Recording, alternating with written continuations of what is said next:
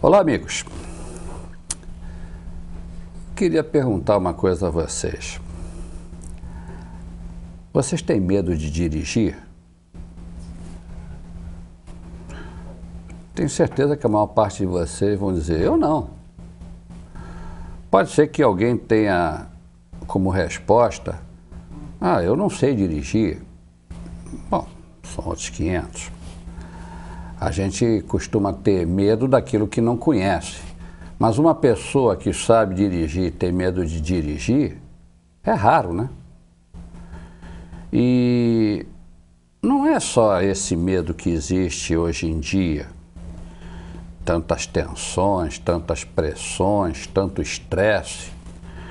Então, vem as fobias, né? Pessoas que têm medo de andar de avião, pessoas que têm medo de andar de elevador, pessoas que têm medo da altura, outros que têm claustrofobia, não conseguem ficar em ambientes apertados, entram em pânico.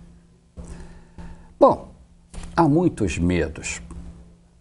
Agora, esse medo de dirigir me chama a atenção.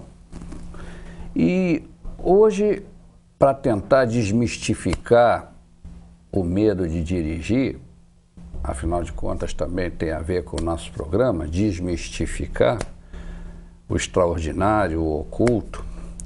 Então, eu tenho aqui como convidado deste programa, no dia de hoje, o Dr. Ricardo Debon. Ele é psicólogo, ele tem a sua clínica, seu consultório, em que ele atende seus pacientes. E, no entanto, junto com duas colegas também psicólogas, ele formou um grupo para atuar especificamente no tratamento e consequente cura de pessoas que têm medo de dirigir. Esse é o tema do nosso programa. Então vamos falar com quem sabe. Ricardo, prazer em tê-lo aqui no programa. Prazer, e me diga uma coisa, você, acredito eu, psicólogo da linha clássica, né? Que eu saiba, freudiano ou junguiano? Não, nenhum dos dois. Nenhum dos dois. Adleriano? Não, sou terapeuta familiar. Terapeuta familiar. Isso. Muito bem. E me diga uma coisa, de onde, né, surgiu esse salto quântico da terapia familiar para uma terapia especializada em ajudar pessoas que têm medo de dirigir? Vamos lá então. Na verdade, o foco da terapia familiar é trabalhar o jeito, a forma que os indivíduos lidam com o seu dia a dia. Então a gente trabalha a relação humana da pessoa com o seu dia a dia. Pode ser com a sua família ou com o seu trabalho, com as suas questões. A terapia familiar também se coloca para trabalhar com os medos, com as fobias, com as ansiedades, porque muitas vezes, isso que é impressionante, o problema não é o problema, mas o jeito que eu lido com esse problema. Né? Um exemplo simples, uma mesma música que para uma pessoa é um agente estressor, para uma outra pode ser algo relaxante, mas é o mesmo estímulo. Sei. Isso depende de como cada um reage e lida com aquilo. E algumas pessoas, pela sua história familiar, pela sua história de vida, acabam lidando com o ato de dirigir com extrema ansiedade, com muita insegurança, como se aquilo ali realmente fosse destruí-las. E no caso, essas pessoas que têm, vamos dizer, poderíamos chamar isso de uma síndrome? Olha, não está considerado como uma síndrome ainda porque não foi catalogada pelo DSM ou pelo CID, né? Na verdade, a gente trabalha isso como uma fobia mesmo. Bom, então, essa fobia, outras. ela aparece o quê? Normalmente a pessoa já nasce com essa fobia ou ela adquire essa fobia? Ela desenvolve. Ela desenvolve essa Isso é fobia. Fruto das aprendizagens que ela vai tendo, algumas que ajudam ela a se desenvolver, a se expandir para a vida, outras auxiliam para que ela acabe ficando com medo, acabe ficando se protegendo, né? A ansiedade, muitas vezes, é algo que surge quando a gente precisa se proteger de alguma coisa aversiva. Né? Qual é o perfil dessas pessoas? Né? É muito interessante porque quando a gente recebe, no grupo, quando a gente recebe as pessoas para a gente trabalhar, elas têm um perfil muito parecido, claro, reservando as características pessoais de cada uma, mas elas têm muita coisa em comum. São pessoas extremamente inteligentes, isso é característico delas, detalhistas, muito organizadas e muito responsáveis, tá? E muito sensíveis, muito sensíveis. Mas o traço mais forte é a responsabilidade. Elas lidam muito mal com o erro. Elas não aceitam o erro. Eu brinco muito no grupo, que teve um grupo que eu cheguei... Geralmente, assim, 85%, isso é estatístico, é composto por mulheres. Engana-se quem acha que os homens não têm medo, é que os homens são especialistas em se esconder. O homem tem um medo tamanho de dizer o que ele sente. Ele tem medo de ter medo. Tem medo de ter medo. As mulheres, pela própria educação de auxiliarem, de cuidarem dos outros, são grandes cuidadoras, elas falam das suas coisas muito mais facilmente. Né? Então, quando vai fazer uma estatística, aparece muito mais as mulheres. E as mulheres procuram muito mais do que os homens. Né? O nosso, só para ter uma ideia, a gente já fez 4 turmas, já foram 4 grupos, nunca tivemos um homem. Só mulheres. Azar dos homens que continuam com medo, continuam travados, não procuram ajuda. Né? Agora, eu já brinquei com várias mulheres, é uma brincadeira séria, mas é para descontrair um pouco, que às vezes eu falo, olha, de qual planeta vocês vieram? Porque da forma que elas lidam, não são terráqueas, porque um terráqueo erra, um terráqueo se engana, um terráqueo esquece. Elas parecem que são de outro mundo, porque elas não aceitam errar, não aceitam deixar o carro morrer, não aceitam se enganar, entrar numa rua e era na outra, elas querem perfeição. E essa perfeição impede que elas se sintam confortáveis para guiar um automóvel. Então, esse traço emocional do caráter delas tem que ser trabalhado. E a proposta do grupo ou de qualquer outra terapia é isso. Né?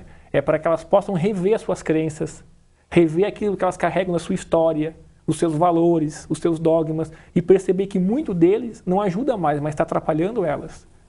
Ou seja, elas têm que aprender que o ótimo é inimigo do bom. E como? Ainda mais quando a gente está guiando um automóvel num universo que a gente controla muito pouco. Dalmal, quem que não deixou o carro morrer até hoje?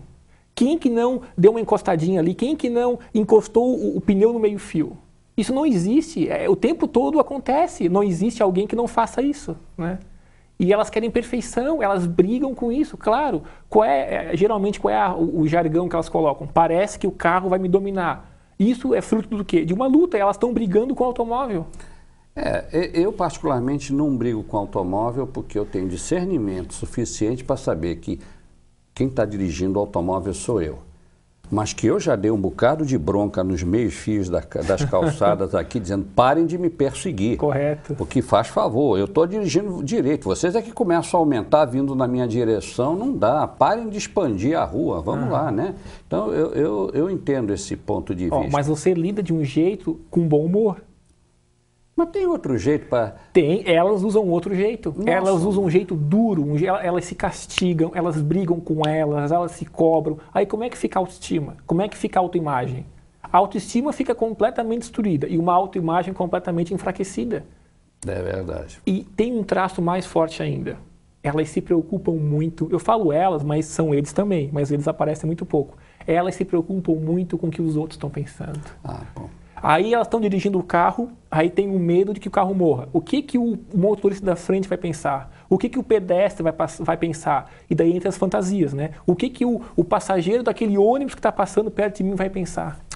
Ricardo, você acaba de me dar uma ideia. Veja bem, você é terapeuta pelo teu lado, eu não sou terapeuta, eu sou um diagnosticador. Correto. Pelo meu lado. Qualquer pessoa que estuda astrologia sabe que pessoas que têm muitos planetas no seu mapa, correto, do lado direito perfeito, do mapa, você olhando para o teu mapa, sim, do lado direito, essas pessoas têm exatamente essa característica. São pessoas que se preocupam demais com o que os outros pensam delas. Poderíamos até fazer uma parceria de estudo aqui, nada comercial, mas entendo, apenas para nós chegarmos a uma estatística. Você poderia pegar, ao acaso desses seus grupos, pessoas que vocês acham que são muito preocupadas com a imagem que os outros fazem dessas pessoas e pedir dia, mês, ano, hora de nascimento e cidade de nascimento. E eu me proponho, com programas Sim. específicos de computador, e a te dizer, olha, essa pessoa realmente, ela se preocupa porque ela tem muitos planetas do lado direito. Sim. E as que não tem muitos planetas do lado direito, ou seja, tem do lado esquerdo, aí esses são casos, exceções à regra que a gente poderia procurar estudar. Mas daria um estudo muito interessante. Com certeza. Se você topar, Correto. a gente junta forças, porque para mim também é muito interessante ver isso, né? Eu puxando aqui pela memória dos meus alunos, eu tive 2 casos de moças também que tinham um carro na garagem e não usavam, fazia meses, porque tinham adquirido pânico de dirigir. Agora, olha a angústia. Tu imagina, muitas delas têm a carteira. Tem. Isso que é interessante. A técnica, elas aprendem, porque a técnica vem por aqui, entra Sim. pelo racional. Mas como o racional está separado do emocional, elas não vivenciam aquilo. Então elas não entendem como é que eu posso saber passar uma marcha, eu sei arrancar, mas quando eu me imagino no trânsito, eu entro em pânico. Então tem que trabalhar o emocional. Por isso que uma palestra para elas não adianta. Ah, não, tem que ir fundo. Tem que ir fundo, e é daí que vem o termo terapêutico. O que é terapêutico? É quando tu pega o emocional, vivencia aquilo e depois faz reflexões em cima daquilo, para que tenha uma mudança na postura. Senão, não adianta. É bem interessante. Olha, é um assunto... E há quanto tempo você está fazendo isso? Esse grupo começou no início do ano passado, né? Já foram 4 turmas, e a gente todo ano geralmente faz 2 turmas, né? Uma no começo do ano e depois outra no fim. Pelo que eu estou vendo, vocês estão abrindo um filão bastante promissor, porque eu imagino como não deve ter pessoas com inseguranças por aí, né? Bastante. Bastante, né? Pois é. Esse mundo está ficando meio complicado demais para o nosso gosto. Meus amigos, o tema é interessante. Temos muito mais coisas para conversar. Estamos indo para os nossos comerciais, mas voltamos logo, logo. Aguardem só um instantinho. Muito bem, amigos. Estamos entrevistando o Dr. Ricardo Debon, psicólogo, terapeuta familiar, e que está abrindo uma nova ramificação dentro do seu trabalho, especificamente cuidando de pessoas que têm medo de dirigir. Bom, Ricardo, então, pelo que eu entendi, a pessoa que tem medo de dirigir um carro, o problema dela é de ordem emocional, é isso? Basicamente emocional. Basicamente emocional. Pode haver algum outro motivo que não seja a parte emocional? Sempre há possibilidade. Assim, em todos os casos que a gente acompanhou, seja individualmente ou em grupo, era componente exclusivamente individual, não tinha nada orgânico, não tinha nada além do psicológico que não pudesse ser trabalhado de uma forma terapêutica, né? Certo. Por ser pessoas muito sensíveis, como a gente conversou, o emocional delas está muito à flor da pele, né? E como traço da insegurança, né? Interessante que muitas vezes elas têm esse traço de insegurança só para guiar um carro. Nos outros campos da vida elas dão conta muito bem. Como a gente havia conversado, são pessoas muito inteligentes, tá? Muito organizadas, e essa organização, esse perfeccionismo em outros campos é muito bem-vindo, obrigado. Num trabalho, na parte profissional, às vezes elas são exímias. No trato com os filhos são perfeitos, no casamento, tudo excelente. Mas quando chega nessa outra parte, elas acabam atolando, como a gente usa, ficam em ponto morto, não conseguem baixar o freio de mão e engatar a primeira. E uma perguntinha aqui, botando um pouco mais de pimenta no angu. Vamos lá. Como é que eu posso perguntar isso? Digamos, algumas pessoas criam problemas e embora sejam perfeitas em todas as áreas emocionais, o que envolve emotividade, mas quando chega a hora de dirigir, elas entram em pânico. Isso. Ok. Mas isso daí não é só... quando a pessoa é assim perfeita e tem um problema, ela vai ter medo de dirigir. Ela pode ter medo de outras coisas também. Pode, e algumas têm. E o que é que diferencia que algumas pessoas inteligentes, trabalhadoras, ativas, sensíveis, umas dê o problema de medo de direção, a outras D, medo de entrar em elevador, as outras têm o medo até de sair de casa, a síndrome do pânico, pura e simplesmente, que é bem mais generalizado. Isso. O que que dá o start? Não é uma resposta simples, porque daí a gente teria que pegar desde o nascimento, toda a história familiar dessa pessoa, todo o seu desenvolvimento, para a gente começar a entender o que aconteceu na sua estruturação da personalidade, na forma que ela foi encarando o mundo, como que ela foi assimilando os seus pais, como que ela foi assimilando a entrada na escola, para perceber ali furos que foram acontecendo, ou situações que ela não foi conseguindo estruturar de uma forma saudável, e aquilo ali no futuro acaba voltando através de um sintoma. Porque se parte do princípio de que não há efeito sem causa. Não, de jeito nenhum. Então, digamos, parte do teu trabalho é buscar a causa que gera esse efeito. Assim, no grupo especificamente, como a gente só tem 4 encontros, a gente trabalha com no aqui e no agora. Então a gente vai estruturar o grupo para que a pessoa aprenda a administrar a sua ansiedade, reavalie as suas crenças disfuncionais, que ela possa olhar para ela e se questionar. Por incrível que pareça, as pessoas não fazem isso no seu dia a dia. As pessoas não param para se olhar. É tudo para o externo. Então é difícil alguém parar, olhar o que pensa, olhar o que sente. Até porque a emoção é atemporal. Então, uma coisa que aconteceu nos meus 4 anos, eu vou carregar comigo até hoje com a força e a intensidade que tinha lá. Então, se aquilo ali me fez mal lá atrás, vai continuar me fazendo mal aqui.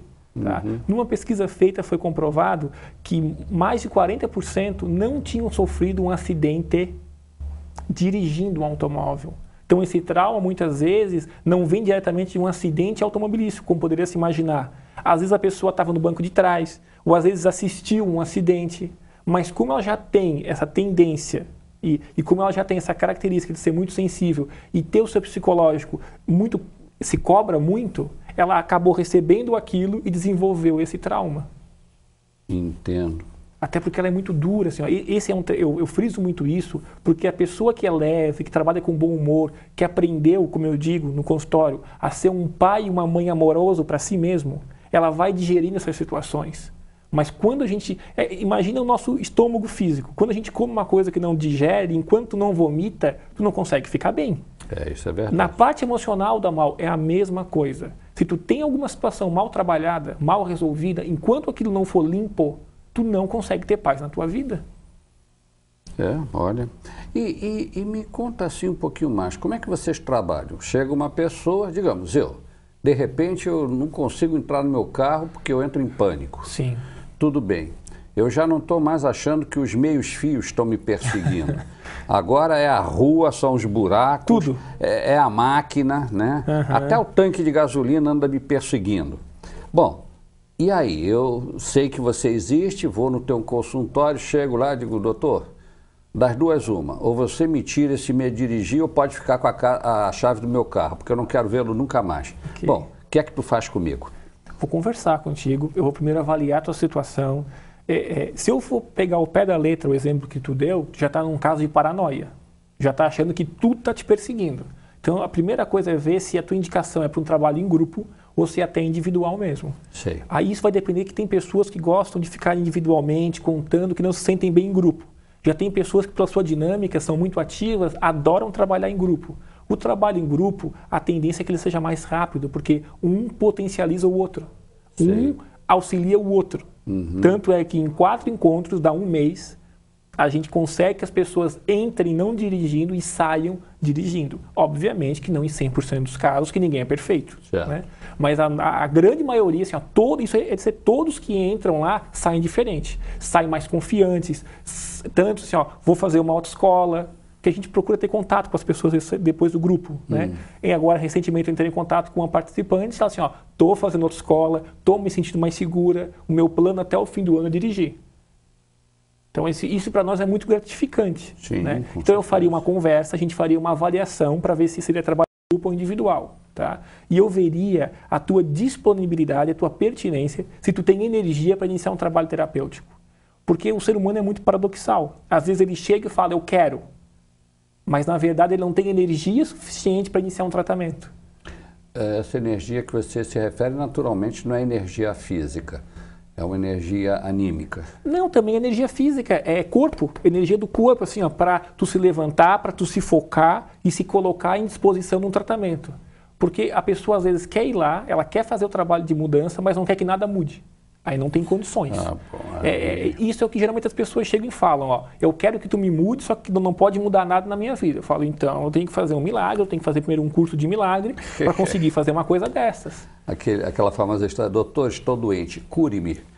E eu não faço nada, eu só pago a consulta. Não tem jeito, né? É verdade. Então, olha, é complicado, né? Sabe que isso aí eles falam muito lá dentro do trabalho, né? E sabe o que eu respondo quando eles falam isso? É difícil mudar, claro que é, não vou dizer que é fácil, que seria uma mentira, e eu procuro ser muito honesto no meu trabalho terapêutico, mas é muito mais difícil permanecer com medo.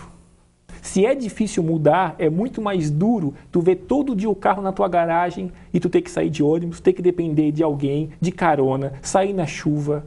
Isso sim que é duro. Imagina a sua angústia.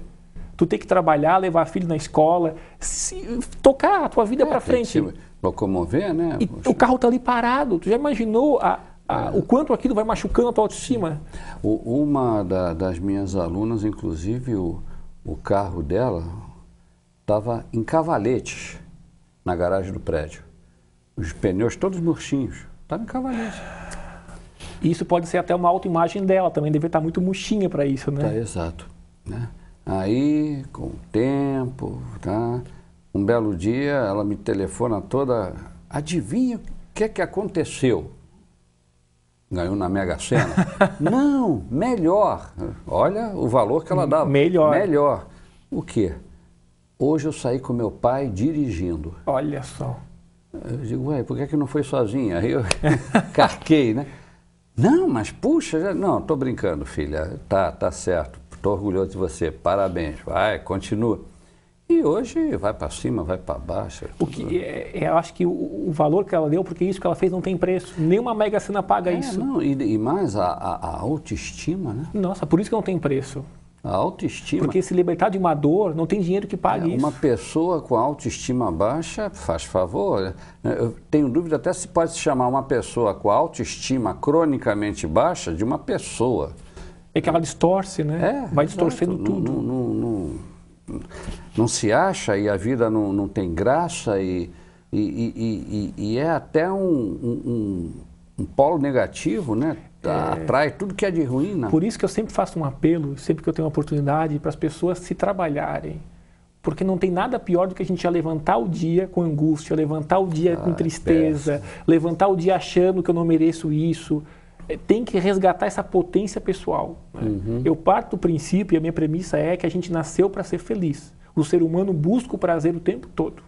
E quando esse prazer está muito distante da gente, a gente tem que parar, reavaliar o que eu tenho que fazer para voltar a tornar o sol na minha vida. Agora, ok, você vai conversar comigo, se eu vou te procurar lá no teu consultório. Perfeito. Aí digamos que eu não esteja assim tão paranoico. Correto. Também, E aí eu te conto o meu problema, você naturalmente vai procurar fazer a minha anamnese, né, o meu diagnóstico, essa coisa toda. E isso é rápido ou você precisa de muito tempo de observação? Vai depender muito, no caso, do cliente. Se o cliente tiver com muita disponibilidade, com muita energia, com muita vontade ou com tesão para mudar, o processo não demora não. Porque o que eu digo assim, ó, tu precisa me ajudar para que eu te ajude. Sim. Se a pessoa falta, se a pessoa não vai morocochô, não fala, como é, eu não posso fazer milagre, eu não tenho como isso. Eu não posso fazer a minha parte e a tua ao mesmo tempo. Então agora, isso depende muito, por isso que o primeiro momento eu vou ver a pertinência, ou seja, o quanto que a pessoa realmente está a fim de fazer esse processo. Quantas vezes a gente recebe muita ligação, eu recebo muita ligação no consultório, 2% vão, o resto liga, pergunta, quer saber como é que funciona, faz um monte de pergunta, mas ir lá para se trabalhar, não vai. Prefere ficar se queixando, prefere ficar com os álibis, não posso, não consigo, não sei, não vou, não muda.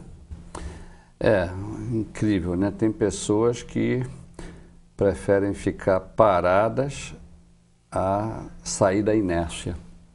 E se não sair da inércia, mas não vai para lugar nenhum não mesmo. Vai. Né? Vida é movimento. Terrível. Muito bem, amigos. Mais um comercialzinho e estamos voltando. Aguardem, é só um segundinho. Voltamos. E só para constar, estamos entrevistando o Dr. Ricardo Debon, terapeuta familiar, psicólogo e atualmente trabalhando também com a parte de ajudar pessoas que têm medo de dirigir. Então, Ricardo, ok, dentro daquele exemplo que nós começamos no bloco passado. Então você já tem meu diagnóstico. Ou você concluiu que eu tenho uma neurose gasosa, ou uma esquizofrenia líquida, ou uma paranoia sólida, qualquer coisa assim pelo estilo. E bom, você aí vai me colocar num processo terapêutico. E é em função do diagnóstico que você faz sobre mim ou é em função da minha vontade que você me coloca no meio de um grupo ou você me coloca como paciente exclusivo em entrevistas particulares? Essa é uma decisão compartilhada. Eu vou explicar para a pessoa, no caso eu explicaria para você como é que funciona o grupo e como é que é um tratamento individual. E eu vou estar ouvindo a pessoa e em cima disso a gente vai estar combinando. Porque ouvindo a pessoa eu vou saber pela dinâmica dela, pelo ritmo dela, o que eu imagino que seja mais interessante. E ela também vai estar dando a opinião dela. Certo. Tá? Geralmente as pessoas preferem o grupo, até pelo menor tempo. Né? Que daí é um mês. E as pessoas querem se livrar disso muito. Ah, sim, imagino. Então, quando elas escutam um mês e meio, elas não, tô dentro. Mas eu deixo sempre uma coisa muito clara, elas têm que participar muito. Porque entre um grupo e outro, entre uma sessão de um grupo e outra, né, os encontros são uma vez por semana, a gente passa muitos exercícios, tarefas para elas fazerem em casa. Então, se a pessoa não faz nada e chega no outro grupo com uma tela em branco, eu entendo. Não posso fazer muito. É aquele negócio, por muito bom que seja um professor de piano, o aluno tem que treinar no teclado. Não tem saída. Bom, e aí, digamos que você me encaminhe para um grupo. Ok. Esse grupo é do tipo clube de bolinha, homens para um lado, outro grupo mulheres. Não, pode ser tudo junto. Misto, né? É misto. E esses grupos são de muitas pessoas, poucas pessoas? Não, como é um grupo terapêutico, é um grupo de 6 pessoas. 6 pessoas no máximo? No máximo. É um grupo fechado, ou seja, quem começa termina, não entra ninguém no meio do caminho, até porque tem que ter todo um sigilo profissional. Sim. Tudo que é trabalhado dentro do grupo não é aberto de modo nenhum. Eles têm que assinar um contrato no início do grupo que eles vão assumir essa responsabilidade para que ninguém saia na rua falando sobre o companheiro, porque é um trabalho terapêutico. Então ali eles vão estar colocando coisas íntimas, vão estar colocando as suas dores, vão estar colocando as suas dificuldades. Né? Mas é um grupo misto, formado, são 4 encontros, sempre com 6 pessoas. Sempre com 6 mulheres no nosso caso, mas não impede que entrem. E a gente gostaria muito de receber homens também. Eu até acho, Ricardo, que além do problema que os homens guardam e tudo, é que um homem que entra para um grupo de mulheres e todos têm medo de dirigir, como é que o homem vai esnobar as mulheres dizendo que elas são barbeiras? É impossível para o homem entrar num grupo misto. Se for um grupo só de homens, talvez ele até aceite. Mas com mulheres, ele se igualar às mulheres no trânsito. Você conhece muitos homens que digam, não, mulher dirige tão bem quanto um homem. Você conhece muita gente assim? É raro, mas graças a Deus, muitos homens estão se atualizando, estão deixando aquela postura machista, patriarcal das décadas anteriores e estão se relacionando de um outro jeito com o sexo oposto, que está na hora. Já está, né? Porque faz favor, a famosa guerra dos sexos tem que hastear urgentemente uma bandeira branca, né? Pelo amor de Deus. Pelo amor de Deus, já viu? Enfim, vamos lá. Ok, está lá o grupo de mulheres, ou está o grupo misto, ou está um grupo só de homens. E aí, é um terapeuta para 6 pessoas? Não, no caso, esse trabalho específico do grupo para pessoas com medo de dirigir, sou eu e mais 2 colegas também psicólogas, a Maria da Glória e a Elisane Borges, que a gente coordena. Então, a gente reveza, são sempre 2 coordenadores, 2 terapeutas para o grupo. Tá? Peraí, 2 coordenadores e 2 terapeutas? Não, 2 coordenadores para os 6 participantes. Ah, tá, ok. E eu pergunto o seguinte, como é que vocês fazem? Vocês dividem? Aqueles 3 são minha responsabilidade? Não. Aqui, Geralmente a gente trabalha como fica como protagonista, fica como quem vai coordenar as tarefas, e o outro naquele encontro fica auxiliando. Ele fica observando as reações, fica anotando algumas coisas, tá? E no outro troca. Daí quem estava coordenando passa para trás, né? Mas é sempre importante ter 2, porque enquanto eu estou coordenando uma tarefa, muita coisa acontece. Sei. E a colega, né, no caso, fica observando isso, e depois a gente fica o tempo todo conversando. Tá? Então, sempre funcionou muito bem, por isso que a gente não mudou a estratégia, porque tem dado muito certo. Né? E essas terapias é o quê? Uma vez por semana? O encontro 4 terapias por mês. Isso, é uma vez por semana, são 4 encontros no caso, uma vez por semana com duração de 2 horas cada encontro. Tá? Mas são 2 horas muito trabalhadas. A gente não para 1 minuto. São feitas dinâmicas, exercícios vivenciais, porque a pessoa tem que vivenciar o seu medo, tem que olhar a sua ansiedade, tem que olhar para o seu emocional, senão não muda, não muda. A gente já teve casos de quando a pessoa está se apresentando e a gente vai o tempo todo trabalhando, né, para orientar o discurso e para que a pessoa possa ir se olhando, né, que a pessoa, no próprio discurso, ela vai se dando conta da onde é que vem esse medo. Já aconteceu isso.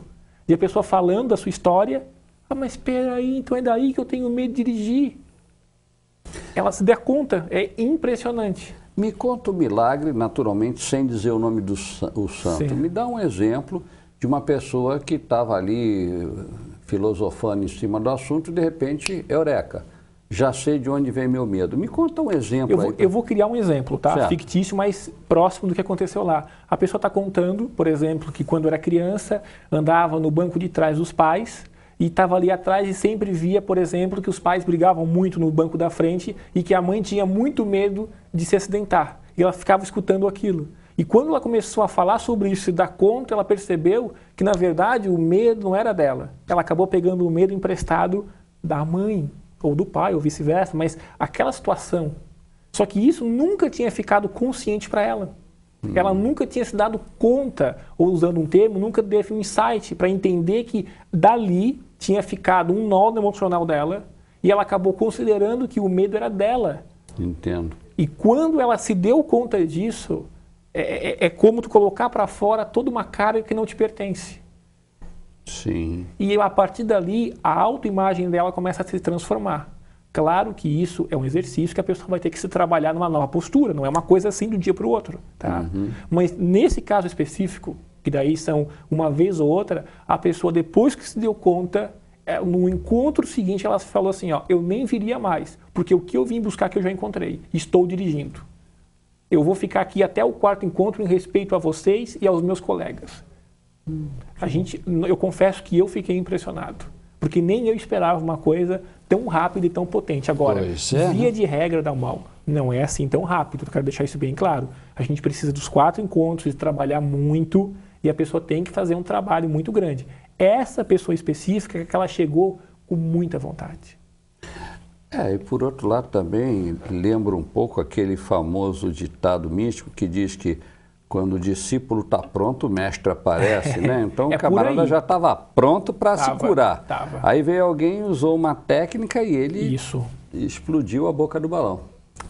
Passa muito por aí. Muito interessante isso tudo. Você vê o que é que o emocional pode fazer a favor e contra uma pessoa, né? Isso me preocupa muito como pessoa e como psicólogo também, porque a nossa sociedade olha muito pouco para o sentimento. Por o sentimento ser uma coisa mais gasosa, não é uma coisa tão palpável, parece que ele não interfere no nosso dia a dia. A gente dá muita importância para a cabeça, para o racional, para o lógico, e esquece que se o coração não estiver aberto para a vida, nada funciona. Nada funciona. Eu concordo plenamente com você. E, bom, veja, aquela famosa divisão simplista que o ser humano é dividido em 3 partes, corpo, alma e espírito. Entendo. E a alma é o elemento de ligação entre o espírito e o corpo, né? Correto.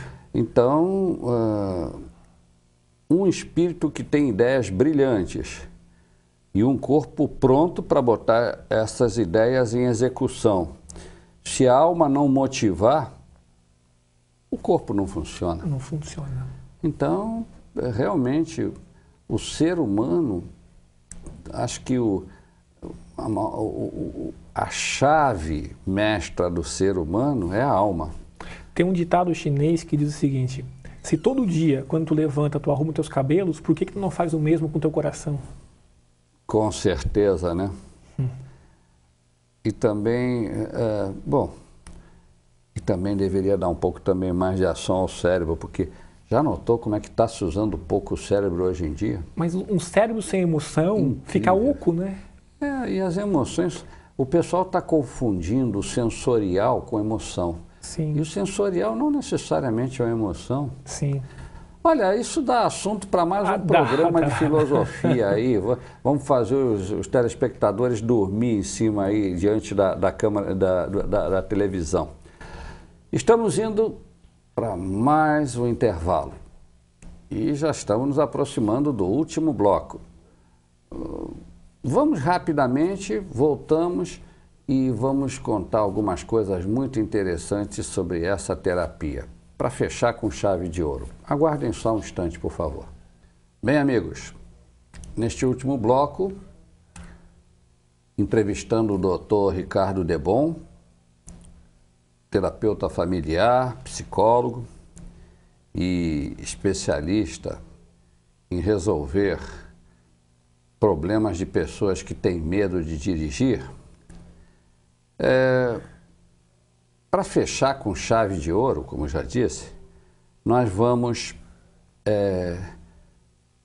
enquanto vocês que estão sentindo que a carapuça está entrando na cabeça de vocês, e eu tenho medo de dirigir, eu vou ter que procurar esse tal de Dr. Ricardo.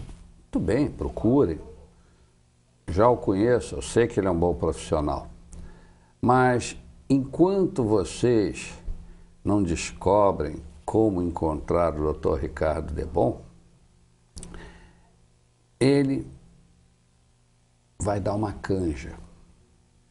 E essa canja são coisas que vocês já podem ir começando a fazer por conta própria, para já irem se preparando para enfrentarem esse medo. Que medo? Medo de dirigir. Então, vamos ver que dicas são essas. Ricardo, amigo, a bola é sua. Com certeza. A primeira dica é o que tu já falaste. A pessoa tem que reconhecer que tem um medo. Não adianta nada a gente trabalhar se a pessoa não se deu conta e acha que não tem nada. Então, a primeira coisa é isso, a pessoa entender, eu tenho uma ansiedade além da conta, eu tenho um medo que eu não controlo. A segunda parte, que é muito importante, é a respiração. Respirar. O ser humano, a grande maioria, respira com a parte de cima, com o tórax, a respiração torácica.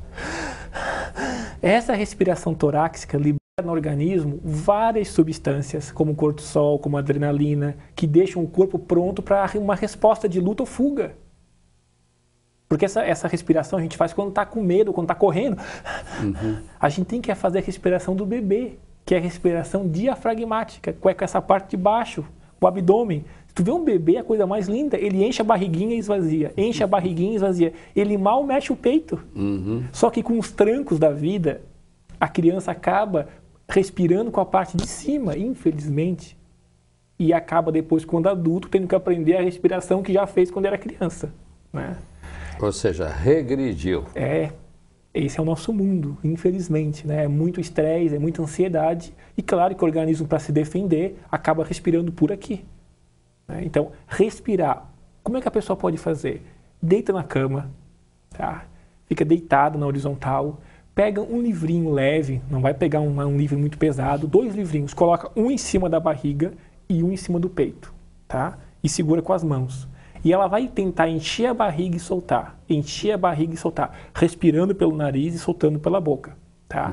Bem devagar. O livro da barriga tem que subir e descer. O livro do peito mexe o mínimo possível. Por que o livro? Para a pessoa poder ter noção. Porque se não colocar nada, a pessoa às vezes não sabe o que está mexendo e o que não está. O livro é só uma estratégia para tu ver qual dos dois está levantando mais. E é válido. Engraçado, muitas terapias envolvem técnicas de respiração. Porque assim, o corpo é o palco das emoções. Tudo que é emoção vai para o corpo, por isso que tem um termo somatizar. Somatizar não é nada mais do que pegar uma coisa mal resolvida do emocional e vir para o corpo. Quando a pessoa não consegue e não olha para aquela emoção, a emoção chega uma hora que fica tão irritada que vai para o corpo. Já que tu não quer me escutar, eu vou para o corpo, aí tu não tem mais como não me olhar, não me ver. Então são dores musculares, dores no pescoço, ou até coisas mais sérias. Torcicolos mesmo? Sim, né? Diarreia. Quanta diarreia, não tem nada de bactéria, não tem nada de infecção, é puramente emocional. A pessoa ficou nervosa, a pessoa ficou irritada, dores de cabeça. E por aí afora a gente ficaria aqui o dia inteiro falando. Sim. Então a respiração, a pessoa tem que aprender a respirar. Por quê? A respiração diafragmática, isso está provado já, tá? Ela libera endorfinas no sangue. O que é uma endorfina? Né? Se a gente for pegar a palavrinha, o en quer dizer que é dentro e dorfina vem de morfina, que é um analgésico. Então, é um analgésico que o próprio corpo produz. Quando a gente corre, produz endorfina. Durante o orgasmo, endorfina pura no corpo. Aquela sensação de tranquilidade, de prazer. É isso que a pessoa tem que resgatar quando vai dirigir. Agora, tu imagina alguém com ansiedade dirigindo assim... Se eu fosse tirar o sangue dela naquele momento, o sangue dela está repleto do quê? De adrenalina. Ela está 1000 por hora. Se passar alguém na frente dela, ela taca o pé no freio, trava as 4 rodas e bate. Então tem que aprender a respirar. Esse é o exercício. E a pessoa deveria fazer isso todo dia. Deitar na cama e respirar com a barriga. Entendo. Não, olha, tá certo. Isso é o primeiro passo. Isso é um treino, é um processo, tá? Assim que a pessoa treinar bem a respiração, é importante que ela comece a ir na garagem, se o carro estiver na garagem, obviamente, comece a andar ao redor do carro. Começa a namorar o carro, vamos assim dizer. Para ela ir se acostumando mais com aquilo, ver que aquilo não é um bicho de 7 cabeças, não é uma hidra que vai devorar, ela é viva. Tá? Isso é para ela se sentir mais confortável. Não liga o carro, entra no carro, fica 10 minutos sentado dentro do carro, mexe no volante, brinca um pouquinho com o carro. Para depois, liga o carro, brinca um pouquinho com o carro ligado. Eu estou falando brincar, para descontrair, mas tudo é muito sério, né? Para só depois, acompanhada por alguém, a pessoa começar a tentar andar ao redor, perto de casa, acompanhada. Tu vê que são passos, tá? Mas sempre acompanhada, como é esse caso que tu contou da sua aluna. Ela fez muito certo, tá? Ela foi com o pai, ele falou, né? Ela foi com o pai dela, ela fez muito certo. Mas sempre perto de casa, em horário que tem pouquíssimo movimento, em locais... Fica pior emenda que o soneto. Não pode assim, ó, se a pessoa já for começar a dirigir em morro, eu digo que essa pessoa é masoquista, porque ela quer sofrer. Ela está se sabotando. Eu brinco se ela fez curso com Bin Laden, porque é um sabotador. A pessoa não sabe dirigir, já tem um problema e vai treinar no morro. Grandes desafios, né? Mas é demais. Quando a montanha é muito grande, a gente não consegue subir, tem que treinar primeiro, né? Não dá para... Tem um ditado que diz que não dá para se escalar uma montanha apenas com um passo, né? Aí que tá, não adianta, né? E o nosso corpo é muito sábio, se eu esgaçar muito a minha perna, eu vou ter uma distensão. Sim, com certeza. Então é começar devagarinho, respirando, olhando esse carro, ligando esse carro e depois com alguém dando pequenas voltas ao redor da quadra, num domingo à tarde, ou pega um local que não tenha pedestre, não tenha movimento. E tu vai complexificando isso aos poucos, bem devagarinho, porque se for com pressa não dá. Sempre lembrando que essa pessoa se cobra muito. Por isso que às vezes é difícil a pessoa fazer tudo sozinha. Porque aqui atrás vai ter uma montoeira de crenças. Atrás que eu falo é um modo de dizer, é no emocional dela. Vai ter um monte de crenças, de cobrança, de perfeição, que muitas vezes impedem que ela continue. Aí ela está com o carrinho ali, treinando, o carro morre. Ela já desiste. Isso... Bom, me lembro que tem um ditado que diz que devagar se vai ao longe. O negócio não é sair derrapando logo na partida. vai devagar, devagar, devagar, com o tempo vai adquirindo confiança em si mesmo, Basicamente. vai adquirindo segurança, vai relembrando o que essa pessoa sabia fazer quando dirigia. Isso. E aí, um belo dia, ela está fazendo a coisa sem pensar, né? Porque para dirigir, a gente sabe. Lógico, você tem que estar atento, mas daí você não tem que estar pensando, bom, agora eu vou passar de segunda para terceira. Eu enfio o pé na embreagem, pego, puxo a alavanca para ter... Não é isso. Você faz de forma automática. E de tanto repetir, o automatismo surge naturalmente, não é verdade, Ricardo? Pegando esse teu exemplo, uma pessoa que se cobra, o que ela pensaria junto com o automático? E se eu errar a terceira marcha? Bom, aí já viu. Mas por isso que ela vai se sabotando. Exato. E aí se escuta aquele barulho de marcha mal engatada. Pronto. Pronto. Ela já acha que a pessoa do outro lado da rua escutou e está pensando que ela é uma barbeira. Ninguém está ligando para ela, ninguém está olhando, mas ela acha que todo mundo está olhando para ela. E aí acaba o restinho de autoconfiança que ela tinha, né? Vai embora. Puxa vida. Bom, e me repete novamente o nome do teu grupo. São duas moças e você. Você já sabemos o nome, Ricardo Debon. Isso. A outra moça? São duas psicólogas, tá? Também são terapeutas familiares. A gente se formou na mesma turma, tá? Maria da Glória Carneiro. Maria da Glória Carneiro. Isso, e Elisane Borges. Elisane Borges. Então, além desse tipo de terapia, vocês também têm outros tipos? Assim, cada um trabalha no seu espaço. Sei. Tá? Atendemos famílias, casais, individual.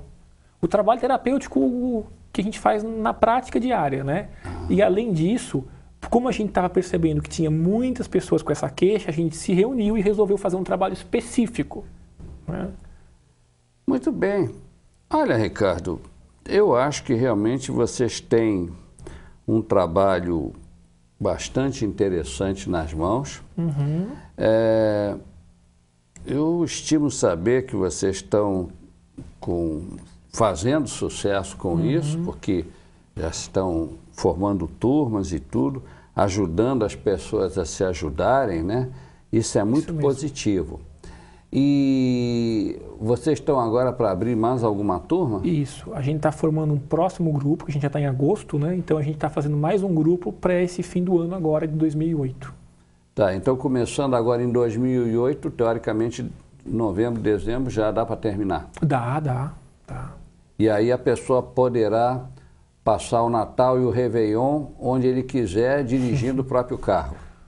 Esse é nosso objetivo, acima de tudo. Caramba! Olha, não é pouca coisa não, amigos telespectadores. O que é que vocês acham? Se vocês não tiverem esse problema, que bom, eu fico feliz por vocês. Mas se vocês tiverem esse problema, ou se vocês souberem de alguém conhecido que tem esse problema, gente, ajudem as pessoas a serem ajudadas. Contem para elas a existência dessa terapia. O que é que vocês têm a perder? Então, já sabem, Dr. Ricardo Debon atende no seu consultório aqui em Florianópolis. Procurem por ele. Quem tem boca vai a Roma. Vocês vão chegar lá com certeza. Ricardo, estamos chegando ao final do nosso programa. Foi um papo bastante agradável, bastante esclarecedor. Aprendi mais uma coisa e acredito também que os nossos amigos telespectadores tenham gostado do programa e aprendido também mais algumas coisas. Então, amigos, se vocês não têm coragem de procurar quem possa ajudar vocês, as dicas foram dadas. O longo caminho dos 1000 quilômetros começa sempre com o primeiro passo. É verdade. Ele deu 3 passos aí para vocês. Comecem, vamos lá. Depois repitam os mesmos 3 passos até vocês estarem peritos. E aí, quando vocês perderem o medo de dirigir, por favor, não saiam fazendo loucuras aqui na Avenida Beira-Mar, porque apesar da lei que proíbe o consumo alcoólico enquanto dirigindo, mas mesmo assim tem cada camarada maluco no volante que dá até medo. Vamos devagar com o andor, porque o santo é de barro. Ricardo, meu abraço, espero ter o prazer de revê-lo novamente aqui no programa no futuro próximo. E aos meus amigos telespectadores, Esperando que tenham gostado do programa. Me despeço de vocês, desejando uma ótima semana e marcando, como já é tradicional, nosso próximo encontro neste mesmo canal, neste mesmo dia, neste mesmo horário. Até lá, portanto.